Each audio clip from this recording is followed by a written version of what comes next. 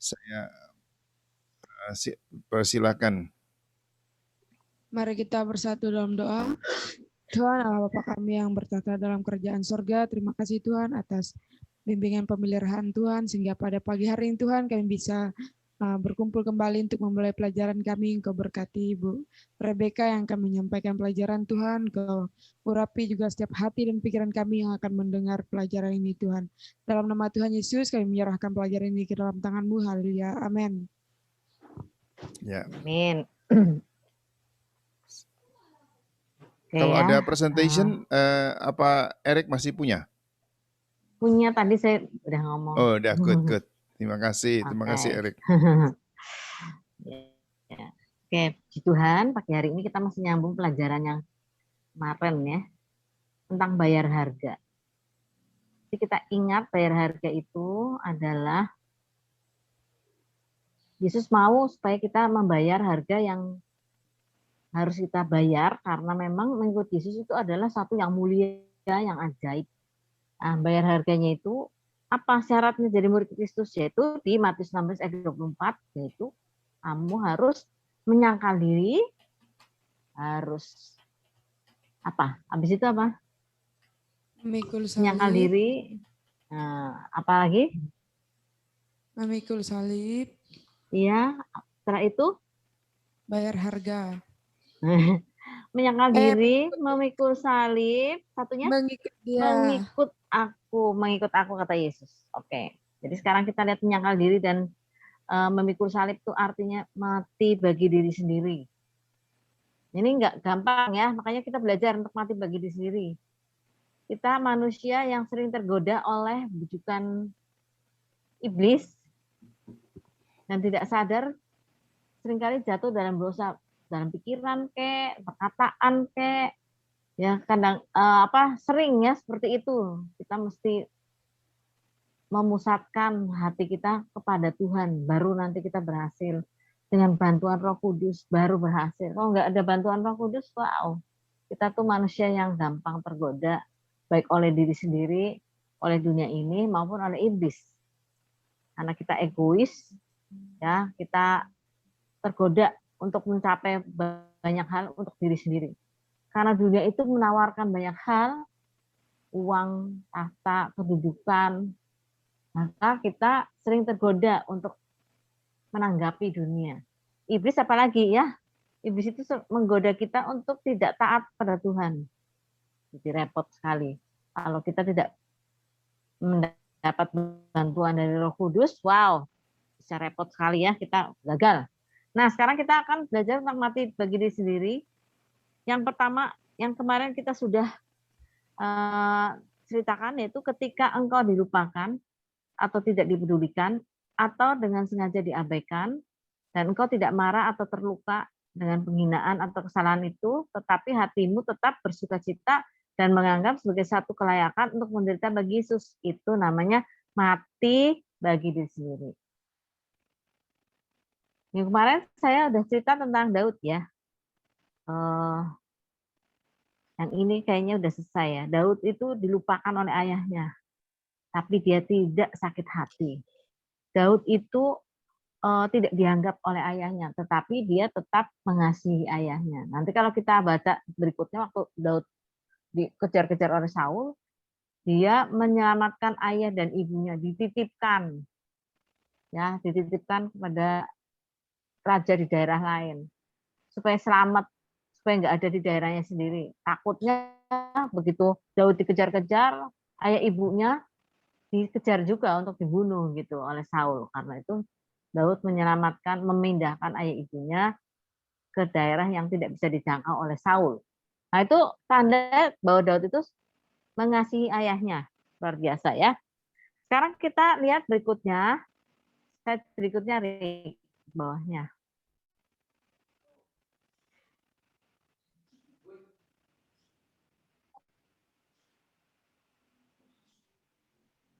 Ya.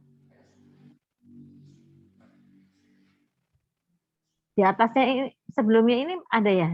Kayaknya sebelumnya ini ada satu. Ini kan yang ketiga. Ya. Nah, sekarang kita baca bareng-bareng ya. Itu ketika kebaikanmu dianggap jelek, harapanmu nyimpang, nasihatmu tidak dihargai, pendapatmu ditertawakan, dan engkau menolak kemarahan yang timbul dalam hatimu atau tidak membela diri, tetapi menerima semua itu dengan sabar dan dengan diam tetap mengasihi orang yang melakukannya. Itu namanya mati bagi diri sendiri. Ayo kita renungan dulu perkataan ini ya, renungkan dulu. Kebaikan kita dianggap jelek. Wah, harapan kita menyimpang. Wah, kita punya harapan apa nih? Menyimpang. Nasihat tidak dihargai. Pendapat ditertawakan. Tapi kalaupun begitu, kita menolak kemarahan.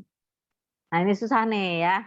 Kalau kita udah baik sama orang, terus kita malah dijelek-jelekan. Aduh, kita susah sekali untuk menolak kemarahan nih. Pengennya marah ya di hati ya. Kalau kita udah baik sama orang kok tetap ada kemarahan. Waduh. Dari orang yang kita baikin untuk kita. Nah kita marah juga di hati. Pengennya. Tapi mati bagi diri sendiri itu berarti nggak marah gitu ya. Kalau kita kan sering ngomong gini, mati bagi diri sendiri. Orang mati itu memang diapa-apain nggak denger ya. Orang mati di kuburan biar ditinju nggak marah. Udunya gitu sih, mati bagi diri sendiri tuh. Diludahin nggak marah juga. Apalagi cuman kebaikan. Sudahlah, orang mati itu nggak nyari-nyari kebaikan lagi udah mati sih ya orang juga.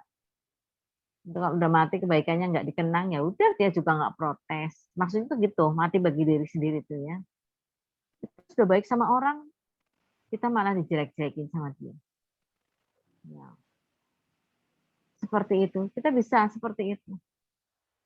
Saya kenal seseorang juga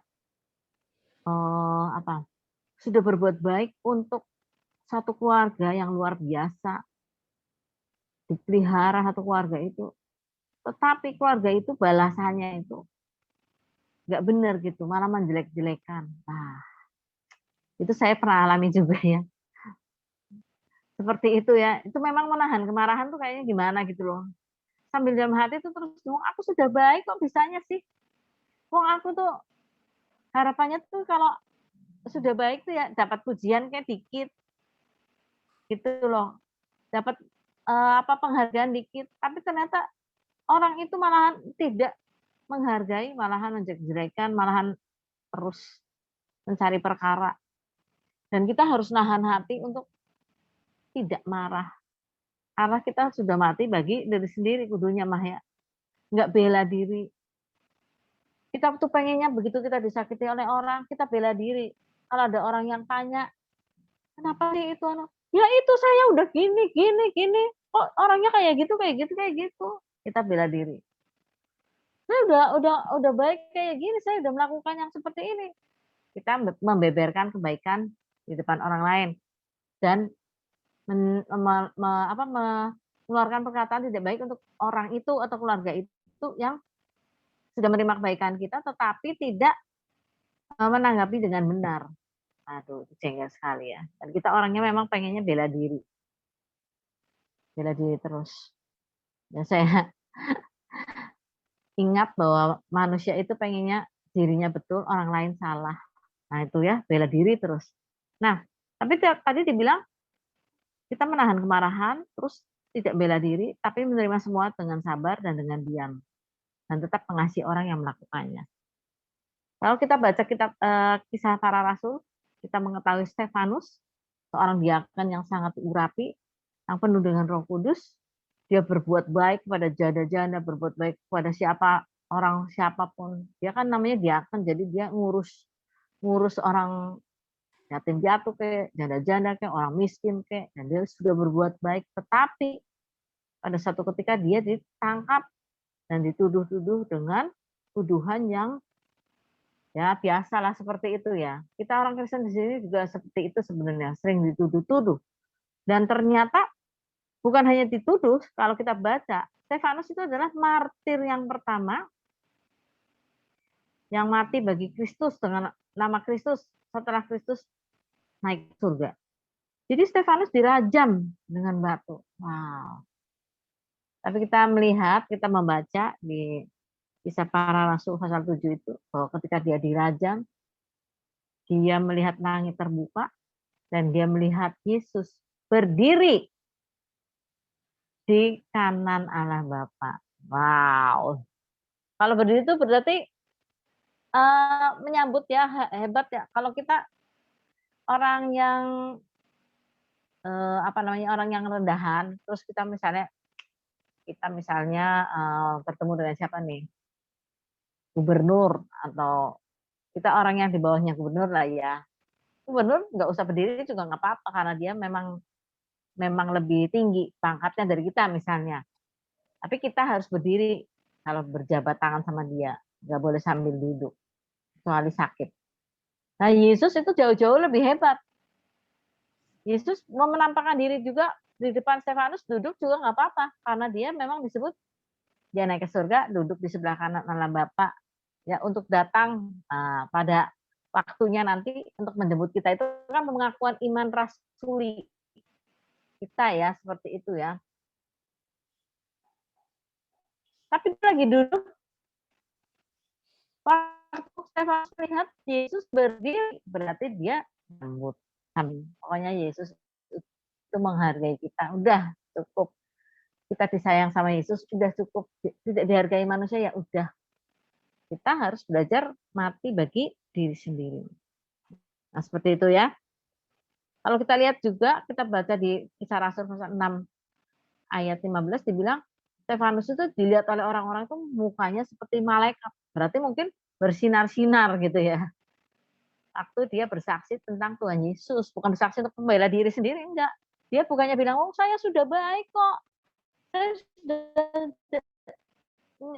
melihara janda-janda, kok saya ditangkap." Enggak gitu. Dia bersaksi mengenai Yesus Kristus gitu loh. Mengenai orang Israel, bukan untuk membela dirinya. Nah, jadi Stefanus nanti kita kalau sungguh-sungguh dalam hidup kita kepada Kristus, kita akan ketemu Stefanus di surga. Keren ya. Nah, sekarang kita lihat ya. Terusnya Rik, satu lagi Rik. Mati bagi diri sendiri. Kita lihat lagi. Bawahnya. Nah, mati bagi diri sendiri, apalagi nih? Supaya kita tahu penjabarannya. Enggak sekedar mati bagi diri sendiri. Pokoknya ditabok orang. Enggak apa-apa, diam aja. Ya memang. Tapi kita harus tahu penjabarannya apa nih? Dalam hidup kita sehari-hari ya. Nah, oke, yang ketiga ya. Tadi kemarin satu, ini kedua, sekarang ketiga. Tiga.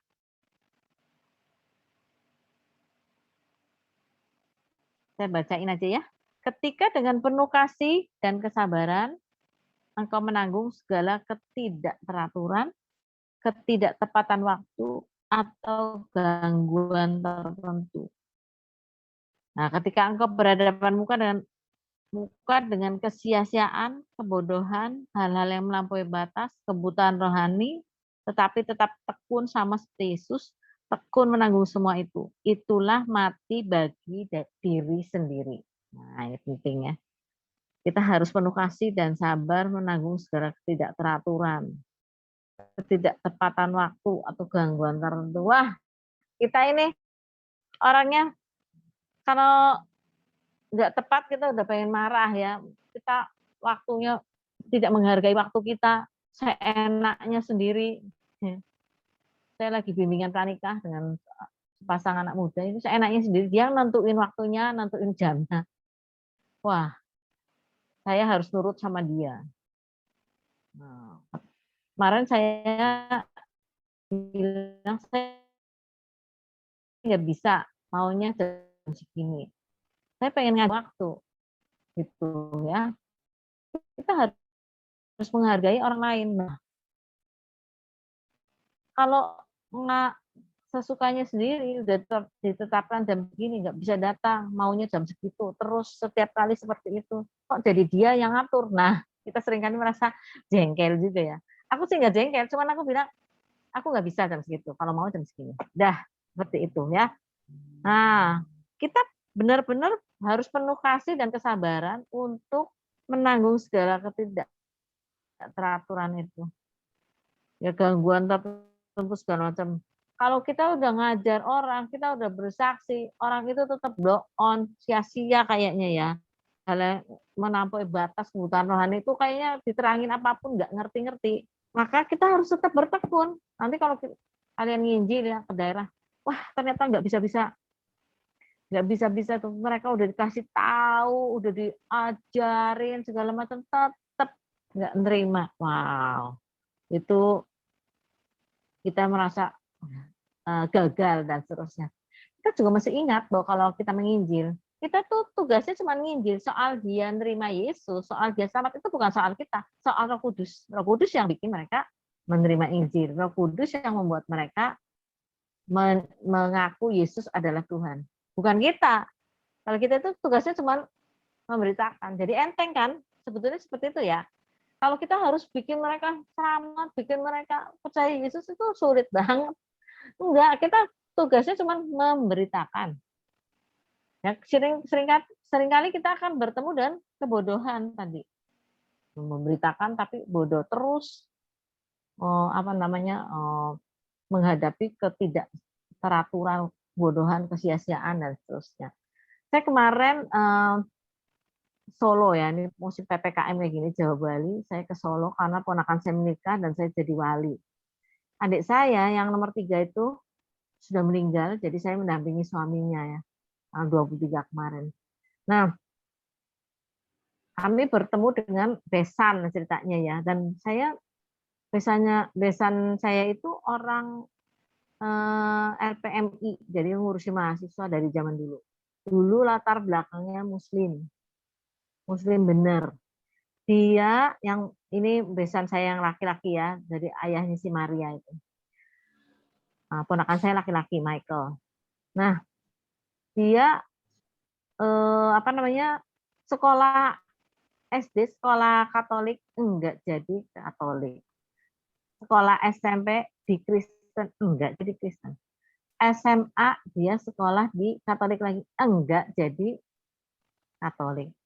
Terus dia kuliah di Satyawacana, Solo, Salatiga. Nah, nggak jadi Kristen juga. Satyawacana itu universitas Kristen, ya, kenal banget.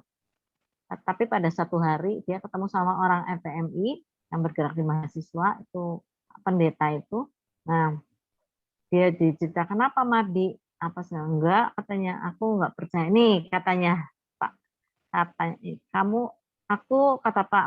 Pak Mardi ini, aku sih senang-senang aja ngikut di sini, kuliah di sini segala macam, tapi aku menganggap orang Kristen itu apaan, katanya, Tuhannya 3, nggak benar itu orang Kristen itu, gitu ya. Tapi ini pendeta ini dia telaten terus hari demi hari, minggu demi minggu, walaupun Pak Mardi ini tetap berhati batu ceritanya ya. Nah, pada satu ketika, satu hari itu Pak pendetanya itu ngomong lagi sama Pak Mardi.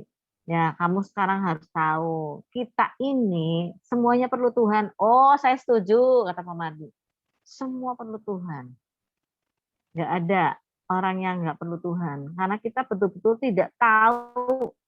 Pak Mardi sendiri juga ngerti. Nggak tahu nanti kalau mati bagaimana, nggak ngerti. Nah, kamu tahu nggak, katanya, Tuhan Yesus itu, Isa itu yang sanggup membawa kita kita mati. Tahu kata dia, mati nggak bisa mati. Dua ya, saya tanya, kita semua orang berdosa. Iya, kita mau berdosa, makanya saya pusing. Nanti kalau saya mati mah kan nggak tahu. Semua berdosa. Yang 3 sekali lagi, hanya Yesus yang bawa kita ke surga, katanya. Cocok, kata Pak Madi, nggak bisa. Masa ngaku-ngaku Yesus itu bisa masuk ke membawa kita masuk surga, buktinya apa? Saya nggak setuju sama orang Kristen. Saya baca kok bukunya orang Kristen, Tuhannya itu 3. Nah, saya selalu ada Tuhan. Oke. Nah, ini tahu nggak tahun ini tahun berapa? 1977. 1977. Salah. Loh, ini 1977 itu waktu itu ya. Salah. 1977 Masehi. Nah, kata pendeta. Masehi. Nah, kamu tahu nggak artinya Masehi? Nah, kok ada yang namanya 1977 Masehi? Kalau dari tahun 0 ke belakang namanya sebelum Masehi. Siapa tuh Masehi? Masehi itu Mesias, itu Yesus Kristus, kata si pendeta. Kenapa orang sedunia ini kok pakai tanggalannya, patokannya itu Mesias, 0? Kok bisa? Gitu. Karena dia memang Tuhan, karena dia itu harus diakui, dia itu membuat seluruh dunia ini nantinya akan takluk sama dia. Enggak ada loh, orang secara sadar tidak sadar ternyata menaruh Masehi itu sebagai patokan tahun. Mesias artinya katanya ya, kata Pak Pendeta itu. Terus Pak Mardi merasa ada benih dimasukkan dalam hatinya. Terus ngomong soal Masehi aja langsung terus ya. Nah, setelah itu si Pak Pendeta tuh ngomong, kamu tahu nggak, kita semua kalau libur tuh hari apa? Hari Minggu. Hari Minggu libur. Sedunia ini liburnya hari Minggu. Kita ada di negara Muslim ini, Muslim terbesar di dunia ini, liburnya tetap hari Minggu. Kamu tahu nggak kenapa hari Minggu? Karena hari Minggu itu Yesus bangkit dari kematian. Karena dia bangkit dari kematian, hari Minggu itu hari libur supaya setiap orang tuh ingat hari Minggu Yesus bangkit dari kematian. Dalam 1 tahun ada 52 minggu dan setiap hari Minggu diingatkan orang-orang itu bahwa Yesus bangkit dari kematian. Maka hancurlah Pak Mardi ya, hatinya langsung disiram oleh air dan dia menjadi petobat. Mulai saat itu dia percaya pada Kristus dan sampai sekarang keren sekali dia melayani jadi hamba Tuhan lewat RPMI dan dia menolong banyak orang untuk datang kepada Tuhan. Itu keren. Tapi itu si pendeta itu tidak tidak dengan serta-merta mendapatkan Pak Mardi ini untuk terima Yesus, untuk mengenal Yesus. Dengan disirami benih kadang-kadang tuh mentok terus karena Pak Mardi ini waktu itu punya hati yang keras, tidak mau menerima Kristus. Tetapi pada suatu ketika Roh Kudus membuka jalannya, ngomong cuman soal Masehi, masuklah benih itu. Ya, ngomong soal hari Minggu, masuklah benih disiram oleh firman Tuhan, langsung ngerti dia ya. Padahal itu sederhana banget ya. Kita nggak pernah kebayang kok bisa gitu ya. Kita udah repot-repot cerita tentang Yesus, alor ngidul, orang nggak percaya. Nah, kita tetap sabar karena pada waktunya nanti dia akan terima Yesus. Nah, saya di sini juga bersabar dengan para pasangan jemaat. Pasangan jemaat itu banyak yang Muslim. Saya harus sabar sama mereka. Belakangan ini ada satu yang baru bertobat. Setelah dia baca renungan-renungan yang saya kirim, dia baru ngerti. Renungannya dikirim buat istrinya. Mereka orang nggak punya banget ya, tukang beca ini ya. Tapi dia baca renungan, terus dia ngerti sedikit demi sedikit tentang Yesus. Selama ini istrinya nggak bisa ngomong, nggak bisa cerita apa-apa, tapi dia baca sedikit demi sedikit. Kemarin saya ke rumahnya, saya bilang, kan dia sakit ya, dikira COVID lagi, ternyata dia TBC. Saya bilang, Pak Sudana, Priben, gimana? Kataku tuh. Apa kabarnya? Udah mending? Mending. Tante wis apa? Udah mending katanya. Oke. Terus gimana nanti ngalor ngidul segala macam. Terus akhirnya saya bilang, "Saya doain mau enggak?" Saya bilang gitu. "Saya doain mau enggak?"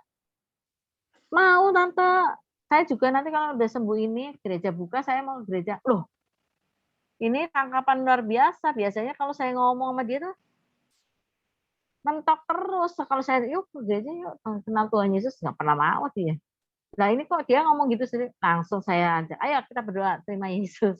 Saya ajak, ini kesempatan langka ini ya. Dan saya bilang, "Engkau Tuhan," setelah terima Yesus, saya bilang, "Engkau Tuhan, Engkau menjadi Tuhan Pak Sudana, sekarang kesembuhan pasti milik Pak Sudana. Dia akan mengenal Engkau melalui segala sesuatu, termasuk juga melalui sakit penyakit yang sudah disembuhkan oleh Tuhan Yesus." Nah, itu luar biasa ya. Ada banyak jalan, tapi yang penting kita mesti telaten. Ini Pak Sudana ini saya nelatenin udah kali ada 15 tahun kali. Ini tahun berapa sih? Ya ya 15 tahunan lah saya nelatenin dia. Tapi baru saat ini ya. Saya juga ingat Ratna itu yang Ratna yang, di penjara sama saya itu, dia punya kakak nomor satunya itu orangnya keras sekali dan dia jadi preman di Sumatera. Mereka orang Karo ya, jadi preman di Sumatera. Wah, itu istrinya di mana-mana, anaknya di mana-mana. Nggak tahulah itu berapa anaknya ya. Tapi Ratna ini berdoa untuk kakaknya terus-menerus dan 15 tahun, ini 15 tahun lagi ya saya berdoa untuk Sudana 15, si Ratna juga waktu itu tahun berapa ya, 2000, setelah kami keluar dari penjara tahun 2008. Oh enggak, sebelumnya ya, sebelum sebelum dipenjarakan kami tahun 2002. Nah, kakaknya itu datang. Setelah 15 tahun di apa? Didoakan dia datang. Bertobat. Kok keren banget sih ya. Doa itu dan firman itu enggak pernah keluar dengan percuma. Hebat sekali. Ya. Amin, Jadi amin. pasti telaten itu, benar-benar. Kita jangan berputus asa itu. Kalau kadang-kadang kita putus asa kalau ngedoain orang tuh baru sebulan, 3 bulan, udah capek. Ada yang doain saudaranya 15 tahun. Saya juga nelatenin ini. Setiap kali ketemu Pak Sudana itu ngerempet tentang Yesus. Jangan panjang lebar, kalau panjang lebar nggak ngerti namanya tukang becak ya. Terus memang dia memang nggak ngerti gimana ya. Tapi telatenin terus kalau ketemu, "Gimana Ki? Dan Yesus sayang Pak Sudana loh." Sedikit-sedikit aja. Dan jangan putus asa, jangan merengut, "Gimana nih udah capek, udah sekian tahun." Nah, seperti itu ya. Jadi mati bagi diri sendiri itu caranya gitu ya. Kalaupun kita dicuekin, sudah nggak apa-apa ya. Kebaikannya dianggap jelek, ya nggak apa-apa. Oke ya. Sekarang kita berikutnya mati bagi diri sendiri, yang mana tuh? Ya, sekarang nomor 4 ya. Tadi ada 3 ya. Kita tadi penuh kasih dan kesabarannya menanggung segala ketidakteraturan. Sekarang kita nomor berikutnya, Rik. Satu lagi. Itu tadi ya. Sekarang satu lagi. Bawahnya. Nah, ketika engkau tidak peduli, oh, ini dulu ya. Yang di atasnya ini apa tadi? Ini dulu. Di atasnya ini apa? Nah, ini ya.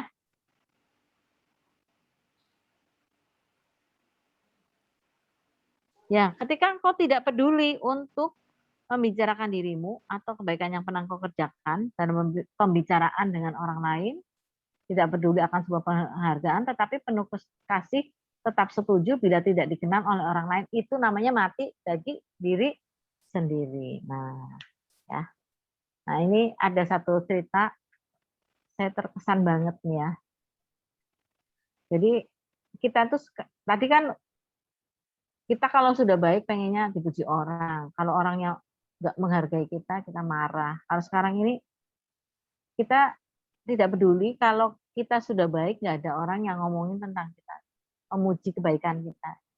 Kita tuh manusia sebetulnya butuh pujian ya.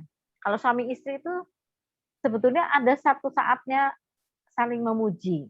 Jangan pelit sama pujian suami istri. pada istri atau pada suaminya itu jangan pelit. Ya kalau memang harus dipuji ya dipuji, gitu ya. Nah, pujian itu membangkitkan semangat. Tetapi kita tidak boleh mengharapkan pujian. Dan kalaupun kita sudah baik ya jangan dicita-citain. Jangan harap kalau kita ngomong kebaikan nanti orang lain memuji kita. Enggak usah gitu. Nah itu mati bagi diri sendiri itu enggak semudah yang kita ngomong loh. Kita seringkali pengen ada penghargaan dari orang, pujian dari orang. Kalau kita nggak dipuji, kita merasa tersinggung gitu. Sudah melakukan kebaikan kok nggak ada yang memuji. Nah sekarang kita sekali lagi ya, ada seorang ini, orang namanya Charles Lamb. Nah ini biasanya ini kalau gini di Amerika ya, saya baca dari ilustrasi. Dia itu anak sulung dan dia ayahnya meninggal. Mereka miskin. Adiknya itu ada beberapa, ada 5, ada 4, 5 sama dia. Yang kecil namanya Mary dan itu keterbelakangan mental. Nah, jadi dia si Charles Lamb itu bapaknya meninggal, jadi dia cari uang seterusnya itu apa segala macam dan dia memelihara ibunya, dia memelihara adik-adiknya, dia sampai adiknya sekolah baik semuanya sukses, dia nggak usah sekolah nggak apa-apa, terus dia merawat adiknya yang keterbelakangan mental itu dan sebetulnya setelah besar setelah tua ini dari kecil dia yang membela keluarga ya, setelah besar harusnya Charles Lamb itu bisa berkeluarga. Dia juga jatuh cinta pada seseorang perempuan, tetapi dia tahu tanggung jawabnya terhadap Mary ini, adiknya ini kayaknya lebih besar. Jadi dia sudahlah, dia meninggalkan keinginan untuk menikah dan dia tetap memelihara ibunya yang bersama dia dan adiknya. Setelah ibunya meninggal, meninggalnya juga itu dicekek sama isi Mary ini karena keterbelakangan mental ya, dicekek apa dipakai pisau gitu ya, pokoknya dibunuh lah si ibunya itu sama si Mary. Tapi dia tetap mengasihi Mary, ibunya sudah meninggal, dia mengasihi Mary dan memelihara hidup Mary 38 tahun. Wah, itu namanya kasih ya, kasih itu memang ajaib. Kalau kita ngomong soal kasih di 1 Korintus 13 ayat 1 sampai 13. Ayo kita, kalian ada yang baca nggak? Bisa baca nggak 1 Korintus 13 ayat 1 sampai 13? Coba, bagaimana?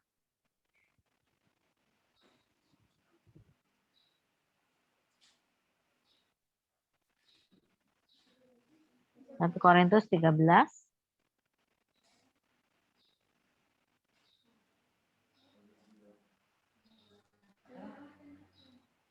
Ayat yang keberapa, Bu? Ayat 1 sampai 13. 1 Korintus pasal yang ke-13 ayat yang ke-1 sampai 13. 1 sampai 6 aja deh. 1 sampai 6 aja. Oke.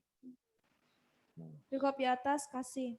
Sekalipun aku Ya. dapat berkata-kata dengan semua bahasa manusia dan bahasa malaikat, tetapi jika aku tidak mempunyai kasih, aku sama dengan gong yang berkumandang dan canang yang gemeruncing. Sekalipun aku mempunyai karunia untuk bernubuat, dan aku mengetahui segala rahasia dan memiliki seluruh pengetahuan, dan sekalipun aku memiliki iman yang sempurna untuk memindahkan gunung, tetapi jika aku tidak mempunyai kasih, aku sama sekali tidak berguna. Dan sekalipun aku membagi-bagikan segala sesuatu yang ada padaku, bahkan menyerahkan tubuhku untuk dibakar, tetapi jika aku tidak mempunyai kasih, sedikit pun tidak ada faedahnya bagiku. Kasih itu sabar, kasih itu murah hati, ia tidak cemburu, ia tidak memegahkan diri, dan ia tidak sombong. Ia tidak melakukan yang tidak sopan dan tidak mencari keuntungan diri sendiri. Ia tidak pemarah dan tidak menyimpan kesalahan orang lain. Ia tidak bersukacita karena ketidakadilan, tetapi ia bersukacita karena kebenaran. Amin.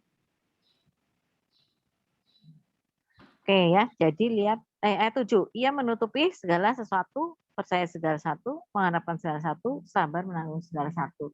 Mungkin satu kali nanti kita uraikan ya tentang kasih ini. Tetapi kita lihat bahwa kasih itu ajaib. Kasih yang dimiliki oleh Charles Lamb melampaui segala satu kan untuk adiknya ya. Manusia bisa begitu. Untuk adiknya yang keterbelakangan mental, yang mungkin pada satu kali kelak barangkali bisa membunuh dia juga. Orang dia juga bisa membunuh ibunya, Ya, keterbelakangan mentalnya itu sampai parah seperti itu. Tapi dia merawat adiknya 38 tahun. Dia itu sabar banget pasti. Dia itu pasti murah hati. Dia pasti murah hati. Dia sabar banget, murah hati. Dia juga tidak memegahkan diri. Nggak sombong dia. Orang-orang nggak tahu dia ngerawat adiknya juga masa bodoh. Pokoknya dia tidak mencari keuntungan diri sendiri. Mau menikah sampai nggak jadi. Walaupun dia sudah meloloskan adik-adiknya untuk jadi orang semuanya. Merawat ibunya, merawat adiknya sendiri. Dia tidak menyimpan kesalahannya Mary. Kesalahan adik-adiknya yang nggak mau ikut juga menanggung ibunya. Mungkin gitu ya. Kalau kita bersaudara 5 mungkin gini ya. Kalau udah pada kerja sendiri nih, terus orang tua sakit, maka ribut nih yang 5 nih. Siapa yang biayain? Ayo kita bagi rata. Anu. Biaya buat orang tua aja tuh bisa kayak gitu tuh. Ya, kita manusia di dunia tuh seperti itu. Ya, seperti itu. Repot nih siapa yang itu? Makanya saya punya prinsip kayak papi ya. Papi saya itu begini prinsipnya. Aku pokoknya nyekolahin kamu sampai mana, setelah sekolah kamu harus cari duit sendiri. Jangan minta sama papi. Nah, duitnya papi ini nanti buat masa tua supaya papi tidak minta sama kamu. Tuh prinsipnya orang tua tuh, papi saya ya. Supaya tidak minta sama kamu, aku mau hidup sama kami udah aja gitu. Jadi seperti itu. Jadi saya juga punya prinsip seperti itu. Anak-anak saya cari duit sendiri, saya tidak minta sama mereka juga. Mereka cari untuk kehidupan mereka dan saya sendiri. Maksudnya saya sendiri aja. Nah, seperti itu. Tuhan memberkati saya dan saya punya prinsip Tuhan, jangan sampai aku menyusahkan orang lain walaupun itu anak. Kemarin saya bicara juga dengan ipar saya. Itu si Openg itu suaminya Iin itu luar biasa mengasihi istrinya ya. Iin tuh udah meninggal 6 tahun yang lalu dan dia sering masih nangis kalau cerita soal istrinya. Sangat sayang sama istrinya ya. Dan dia sangat sayang sama anak-anaknya. Anak-anaknya tuh dipanggilnya sayang, sayang gitu ya. Lebihin sayang lah kalau ngomong sayang sama anak. Nah, sayang gitu. Kemarin saya bilang, ini si Michael udah menikah loh ya. Aku harus belajar melepas. Ada 4 prinsip di agama Buddha yang aku terkesan yang buat mereka. Tapi yang terkesan yang terakhir. Kalau baca soal Buddha, melepas, belajar melepas. Kamu harus ingat, saya bilang, anakmu itu bukan punya kamu. Rumah bukan punya kamu, mobil bukan punya kamu. Ya.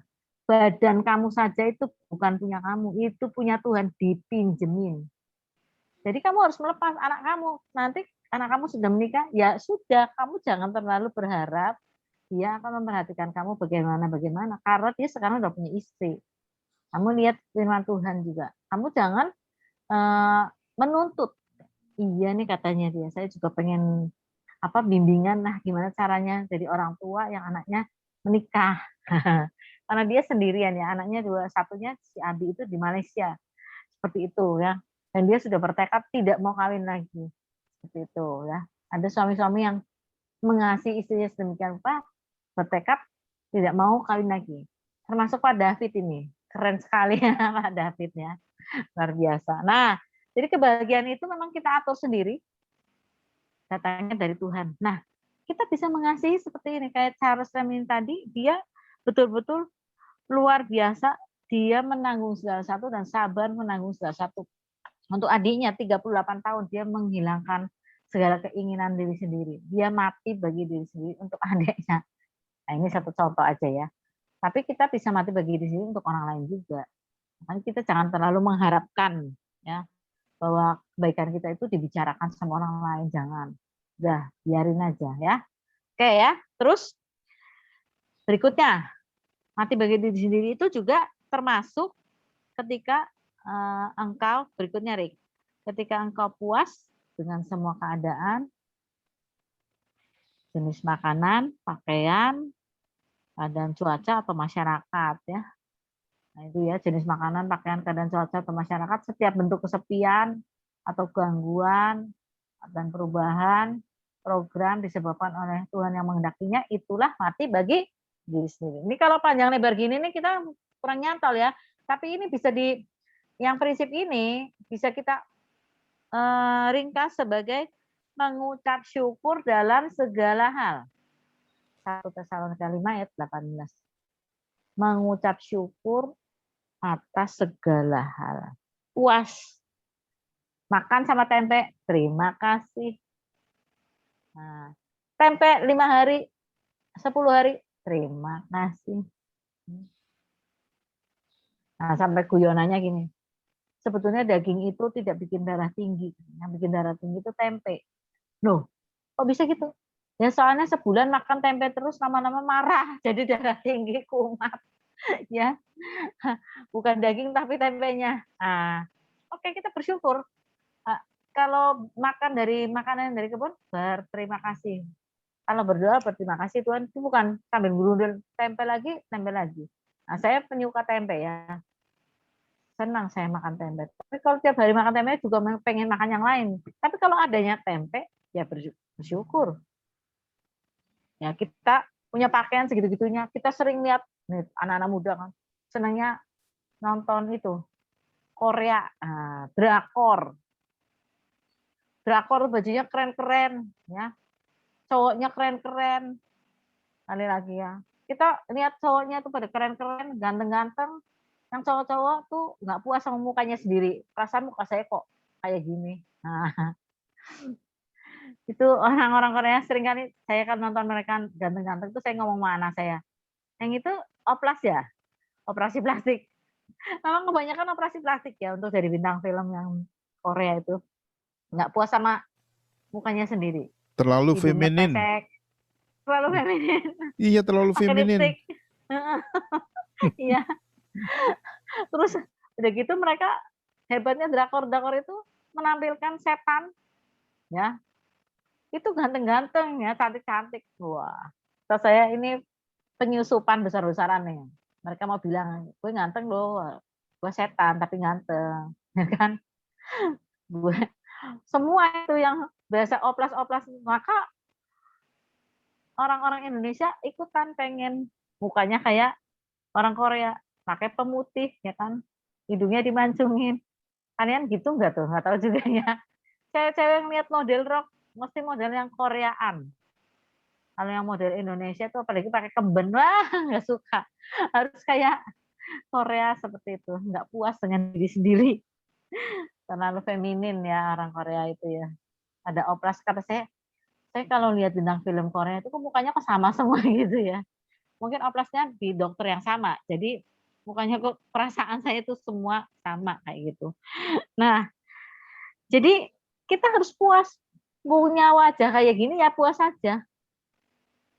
Ya puji Tuhan, kita memang ada yang jelek, ada yang ganteng. Tapi semua ciptaan Tuhan, semuanya diciptakan oleh Tuhan. Kalau kita mau memperbaiki diri sendiri, ya nggak apa-apa. Tapi yang wajar-wajar aja gitu loh. Jangan sampai mukanya pindah, beda sama muka asli. Ada yang saya baca, ada orang yang senangnya Barbie, maka dia berusaha kayak Barbie, dioplas sampai ratusan kali itu sampai mukanya kayak Barbie bener. Emang enak dioplas, misalnya hidungnya dimancung-mancungin, maka nggak bisa sembarangan kita tuh ya setelah oplas tuh gini begini tuh. Misalnya kita pilek, kita pengen ngerosot ingus, ininya digini-gini, wah bisa beda bentuknya nanti ya, oplas lagi tadi. Susah lah. Ya seperti itulah ya. Jadi kita seringkali tidak mengucap syukur dengan segala sesuatu yang kita dapatkan ya. Kita lihat aja orang-orang. Kalau musim hujan ngomongnya gini, aduh, kok nggak ada panas sih, cucian nggak pada kering. Giliran musim panas, kapan ya hujannya ini panas kayak gini? Tuh orang tuh ya. Benar nggak kayak gitu? Benar itu. Benar itu. Iya, benar ya. Jadi nggak puas dengan segala satu cuaca. Mau pergi, aduh hujan. Gimana nih? Aduh, enak kalau terang. Giliran kalau panas, duh, kayak gini mau ada mendung sedikit, hujan sedikit karena ini panasnya banget. Nah, itu orang Indonesia ya, termasuk kita. Nah, ada juga namanya kesepian, bentuk kesepian ya. Kalau saya nggak ada anak-anak saya memang sejak SMP itu di Bandung sama papi. Berarti saya sendirian di rumah ya. Terus ada Linda yang bantu saya di rumah. Linda meninggal, saya kesepian, mulai sepi. Sepi ya, biasanya dengar suara dia ya. Walaupun saya udah siap-siap sih. Nah, puji Tuhan, ada anak saya yang kecil itu waktu itu ada PHK karena kantornya kantornya tutup semua gara-gara ini. Persis Linda nggak ada, dia pulang ke rumah nemeni saya. Ya, tapi setelah 3 bulan dia dapat kerjaan, dia berangkat ke Jakarta, saya kesepian lagi. Kebetulan, bukan kebetulan, satu yang saya rasa sekali waktu saya sakit COVID itu ya Februari, aduh, saya kok sepi banget di rumah pada sakit. Ibu Amali yang bantuin saya sakit ya di kamarnya juga ya. Si Abdiel itu namanya anak muda kan kayak kamu kan nggak bisa diatur kan. Jadi di kamar aja dia main HP lah, main apa segala macam lah, dia punya dunia sendiri. Jadi saya sambil nyapu, saya merasa kesepian banget. Terus saya berdoa, saya bilang, Tuhan, sambil nyapu tuh, ngomong sendiri ya, Tuhan, sepi ya hidup ini ya. Biasanya Linda itu suaranya keras banget. Itu memenuhi rumah. Dede itu Kesia, anak saya yang kedua itu cerewet. Jadi selalu kedengeran. Di rumah tuh dia suaranya juga di mana-mana cerewet banget ya. Ngomong aja ya. Dari kecil emang pintar ngomong dia. Nah, dia nggak ada, saya sepi. Bu Amali lagi sakit. Si Iel bodoh-bodoh ngomong. Boro-boro ngomong-ngomong sama saya, dia punya dunia sendiri. Sepi ya Tuhan ya. Sambil nyapu saya. Tapi ginilah Tuhan, ada satu yang bisa menyenangkan hatiku yaitu Engkau. Engkau tidak pernah meninggalkan aku. Manusia bisa meninggalkan aku kapan-kapan pun, dimanapun bisa meninggalkan aku, tetapi aku tahu Engkau tidak pernah meninggalkan aku. Biar aku sendiri juga. Dan aku lagi sakit Tuhan. Ini COVID Tuhan ya. Kalau aku mati, aku bersuka cita. Sebab aku akan bertemu dengan Engkau, aku akan bertemu dengan orang-orang di sana, orang-orang yang aku kasihi. Tapi kalau aku masih hidup, Engkau sembuhkan aku, ya aku mesti melayanimu. Karena di sini juga aku melayani orang yang aku kasihi dan melayani Engkau yang aku kasihi. Bersyukur. Gitu. Setelah itu sudah gak sepian, biarin aja. Seperti itu, walaupun aku tidur-tiduran aja lemes ya. Ya, puji Tuhan segala satu bisa dilampaui. Mengucap syukur saja dalam segala hal. Nah itu dia ya. Gak gampang. Kalau nggak sama Roh Kudus, susah deh ya. Seterusnya, ayo. Ada lagi. Bawahnya, terbalik. Ketika engkau melihat saudaramu berhasil atau hidup berkelimpahan dan semua kebutuhan hidupnya terpenuhi dan dengan jujur dapat bersuka cita. Ketika kita lihat mereka ya, lagi berhasil atau hidup berkelimpahan dan kebutuhannya terpenuhi, kemudian kita jujur dapat bersuka cita dengannya dalam roh tanpa merasa cemburu atau bertanya pada Tuhan.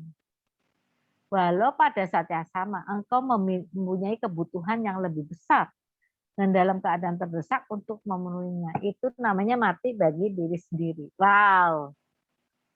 Waktu kita lihat saudara kita berhasil, hidupnya kelimpahan, kebutuhannya terpenuhi, terus kita kok hidupnya melongso terus, kata orang Jawa melongso apa ya? Kita hidupnya kok prihatin, istilahnya SD, prihatin terus, nggak kaya-kaya istilahnya ya, nggak punya duitnya pas-pasan. Padahal misalnya kita juga lagi punya kebutuhan, ternyata yang kayaknya hidup berkelimpahan itu orang lain, kok saya enggak. Apalagi gini, misalnya ada, lihat bedah rumah aja deh ya. Kalian pernah tahu nggak acara TV bedah rumah? Pernah lihat nggak? Mungkin sekarang nggak ada ya. Pernah ya? Nah, itu bedah rumah, itu kan misalnya di satu kampung, satu deret jalan itu, cuma satu kan yang dibedah rumahnya ya. Nah, rumah yang lain banyak juga yang jelek-jelek, bukan cuma rumah dia ya, tapi yang kepilih kan dia, bedah rumah. Waktu disorot di TV, itu semuanya pada ikut merubung sini. 1, 2, 3, coba bedah rumahnya bagus, masuk ini. Tetangganya pada masuk ikut lihat ini. Nah, saya mau tanya, menurut kamu itu tetangganya ikut bersukacita apa berduka cita? Gitu. Ikut bersukacita apa enggak? Menurut kamu gimana? Ada yang bersuka cita, ada yang berduka cita. Banyakan mana?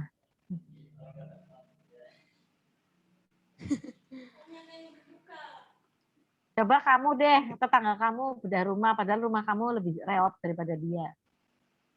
Coba kamu, ayo. Pasti iri, Nah, bener? pasti Menurut saya banyak cemburu. yang iri, cemburu lebih banyak daripada yang ikut bersukacita gara-gara orang itu rumahnya dapat tuh bedah rumah.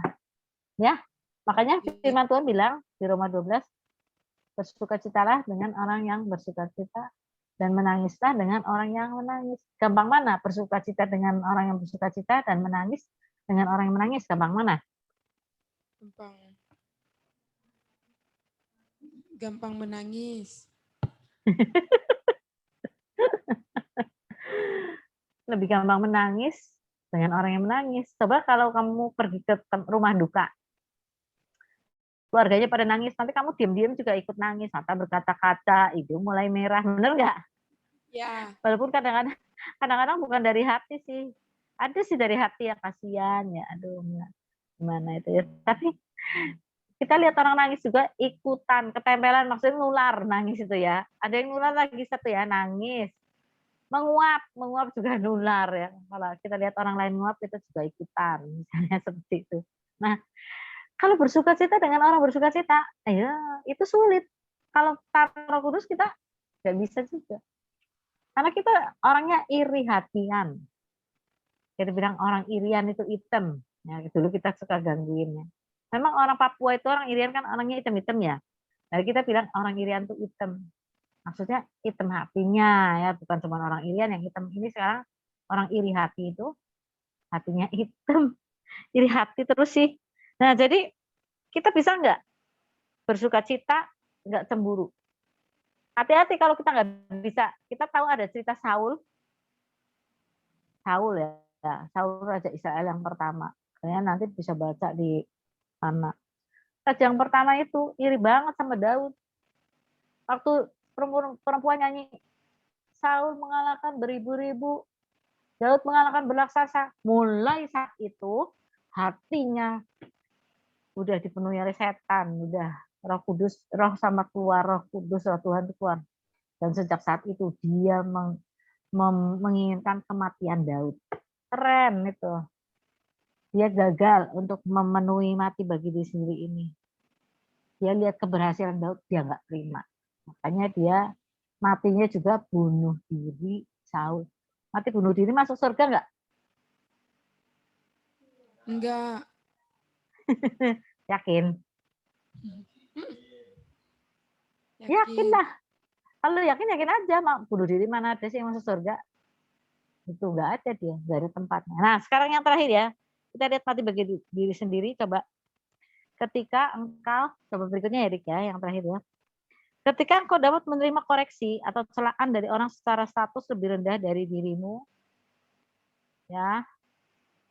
Ketika engkau dapat menerima koreksi atau celaan, nah, menerima koreksi ada celaan aja belum tentu nih ya dari siapa, apalagi dari orang secara status lebih rendah dari dirimu. Wow, dari orang yang lebih rendah kita dikoreksi. Terus dengan rendah hati dapat menundukkan diri yang lahir dari dalam tanpa ada pemberontakan ataupun dendam. Itulah mati bagi diri sendiri. Nah ini sulit nih. Kalau dikoreksi ngamuk nggak nih? Ya, apalagi kalau udah jadi pendeta ngamuk kan. Orang kecil-kecil aja dikoreksi ngamuk, apalagi udah jadi pendeta terkenal. Ya. Ngamuk. Nah orang yang paling sering ngoreksi saya itu namanya Linda. Saya gembala, saya menggembalakan jemaat, saya sarjana sampai S2 sampai S3, dia cuma tamatan SMEA, tapi dia ngoreksi saya seenaknya ya. Dia ngoreksi saya, pokoknya dia nggak senang, dia koreksi apa aja, terserah. Kalau misalnya khotbahnya saya terlalu datar, dia ngomong. Kalau khotbahnya saya kurang bernada, dia ngomong. Nanti saya ngobroli orang lain melakukan sesuatu, dia ngomong, koreksinya banyak banget. Ya pertama-tama sih suka marah juga saya. Bukan hanya pertama-tama, kadang-kadang sampai saya juga suka marah, saya dikoreksi itu. Tapi saya belajar, waktu dikoreksi itu, saya ambil, apakah betul begitu koreksiannya? Kalau betul, saya perbaiki. Kalau koreksiannya dia itu terserah, sesukanya sendiri, pengen ngamuk sama saya aja, pengen ngoreksi, bukan karena kesalahan saya, bukan karena saya perlu dikoreksi, saya ampuni. Saya belajar sekali, saya bertahun-tahun belajar untuk bisa menerima segala koreksi dengan tidak dendam dan tidak berontak. Itu yang membuat saya, menurut saya, lebih bertumbuh daripada waktu saya dulu 20 tahun yang lalu gitu ya. Kalau saya tetap dalam keadaan saya 20 tahun yang lalu, saya tidak akan seperti ini. Itu bimbingan Roh Kudus yang luar biasa. Saya bisa menerima segala koreksi dan celaan dan sebagainya. Itu Roh Kudus, bukan saya. Kalau saya, aduh, sulit. Ego saya itu, wow. Saya anak sulung dan saya anak pandai, saya bilang. Sekolah saya dari SD sampai SMP juara 1 terus. Nah, kalau mau ngudal-ngudal tuh ya pinter. Saya anak papi saya lagi, papi saya anak pinter. Saya belajar Alkitab pertama dari papi saya, seterusnya. Jadi saya sulit menerima koreksi. Kalau saya tetap dengan keadaan tetap dalam keadaan saya 20 tahun yang lalu, sampai sekarang saya nggak bertumbuh. Puji Tuhan, Roh Kudus itu mengajar saya sedemikian rupa sehingga saya belajar untuk tunduk dalam otoritas Dia. Nah, seperti itu ya. Itu nggak gampang ya, itu suatu proses. Semua mati bagi diri sendiri itu adalah proses. Proses. Menuju kematian itu adalah proses. Sakit, ya sakit lah. Sakit lah. Dilupakan, ya sakit lah. Masa dilupakan. Kebaikan dianggap jelek, ya sakit lah. Masa nggak sakit itu nggak normal ya. Kita harus sabar nanggung segala satu. Ada orang telat sabar, semuanya orang bodoh tetap sabar. Waduh, sakit lah. Terus kalau kebaikan kita jangan dicita-citain, padahal kita pengen, ya itu juga sakit. Gak ada orang yang menghargai, ya sakit lah. Ya. Terus kita harus puas dalam segala keadaan. Gak boleh ngomel. Bersyukur selalu. Wah, itu pelajaran yang luar biasa itu ya. Terus apalagi? Kita lihat saudara kita berhasil kaya, berkati nggak kutip, nggak tahu berkata dari mana. Kita sendiri masih kayak gini aja. Kita menahan diri supaya nggak sakit hati. Wah, itu sulit, sakit itu juga. Kita dipenuhi iri hati. Saya pernah juga penuhi iri hati. Saya lihat Indah itu orang yang diurapi sekali, dia WL, dia pengurapan hebat, dia luar biasa, dia pelepasan segala macam. Saya timbul iri hati, Tuhan, kok Linda punya banyak karunia, saya enggak. Pernah saya juga seperti itu. Dalam pelayanan juga pernah ya. Nah, itu pernah. Gimana? Kita harus mengucap syukur dalam segala hal. Apa yang kita miliki, talenta, karunia yang kita miliki, itu yang diberi oleh Tuhan, yang kita kelola dengan baik. Nggak usah iri sama orang lain. Saya belajar banyak soal itu ya. Kemudian, menerima koreksi. Sakit? Ya sakit lah. Masa nggak sakit menerima koreksi? Nah, kita belajar untuk mengalami itu, kita harus belajar mati bagi diri sendiri. Yesus berkata, kamu harus bayar harga. Kalau kamu mau ikut aku, kamu bayar harga. Yang pertama, menyangkal diri. Kedua, memikul salib. Ketiga, mengikut aku. Nah, menyangkal diri, memikul salib itu mati bagi diri sendiri. Udah kita mati atas egoisan kita. Ego kita. Nah, itu gimana? Nggak mudah. Nggak mudah. Semuanya proses. Asal mau diproses oleh Tuhan, oleh Roh Kudusnya. Menurut saya sendiri prosesnya tuh telat. Tapi puji Tuhan, ya nggak telat. Karena sekarang ini saya banyak diproses oleh Tuhan dan terus diproses. Proses itu harus terus-terusan. Jangan kalau sudah berhasil sekarang, dianggapnya udah lulus. Nanti dulu kita belajar juga seumur hidup. Jadi proses dari Tuhan tuh seumur hidup. Belajar untuk mati bagi diri sendiri seumur hidup. Selama kita melayani Tuhan, itu yang harus kita lakukan. Karena Yesus bilang, kalau kamu mau ikut aku, kamu harus menyangkal diri.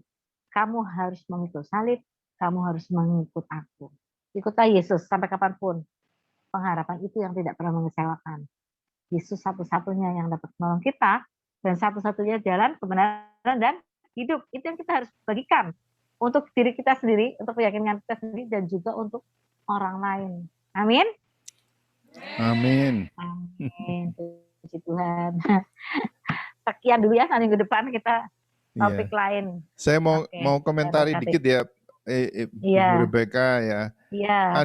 Di dalam firman Tuhan ada juga itu Paulus waktu Tuhan berkata, sukar bagimu menendang kegalah rangsang. Ya itu. Nah itu memang adik-adik kalau ngerti ya, kalau kita itu diproses, kalau kita nendang-nendang terus, seperti kuda itu dikasih, kalau di Texas itu ya, itu di belakang kakinya itu dikasih seperti kayak paku-paku gitu untuk menjinakkan. Nah kalau nendang-nendang terus tambah sakit kena paku-paku itu. Nah itu rupanya, nah ini kita semua dibentuk, termasuk Ibu Rebecca, saya juga, semua ada kita dibentuk itu. Perasaan kita itu harus ditaklukkan. Ya kita semua, tapi anak didikan Tuhan ya kita kan bukan anak haram ya.